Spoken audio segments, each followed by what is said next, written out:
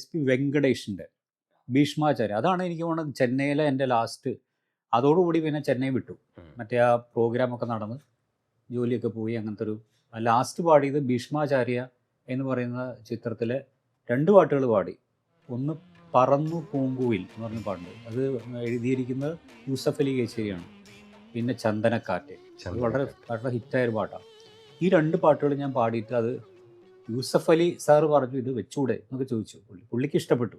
പുള്ളിക്ക് ഇഷ്ടപ്പെടാന്ന് പറഞ്ഞാൽ വലിയൊരു കാര്യം. പുള്ളി അങ്ങനെ പെട്ടെന്ന് സമ്മതിക്കുന്നില്ല. പക്ഷെ അതും ഈ പറഞ്ഞ പോലെ നമ്മളൊന്നും ആരുമല്ല, നമ്മൾ ഒരു പാട്ട് പോലും ഇറങ്ങിയിട്ടില്ല. അപ്പോൾ അത് നാച്ചുറലി അന്നത്തെ കാലഘട്ടത്തിൽ ദാസേട്ടൻ തന്നെയാണല്ലോ എല്ലാം പാടുന്നത്. ആ ഒരു ഇതിൽ ഇഫക്റ്റിൽ അന്നും ഇപ്പോൾ 2 പാട്ടിൻ്റെയും ട്രാക്കും എൻ്റെ കയ്യിലുണ്ട്. ചന്ദനക്കാറ്റും ഉണ്ട്, പറന്നു പൂങ്കുയിലും 2 പാട്ടുമുണ്ട്. ഇതായിരുന്നു ഞാൻ ചെന്നൈയിൽ. ഞാൻ പറഞ്ഞില്ലേ, അവിടെ ട്രാക്ക് ഇങ്ങനെ പാടി പാടി വരുന്നൊരു കാലമായിരുന്നു. ചന്ദനക്കാറ്റേ കുളിർ കൊണ്ടുവാ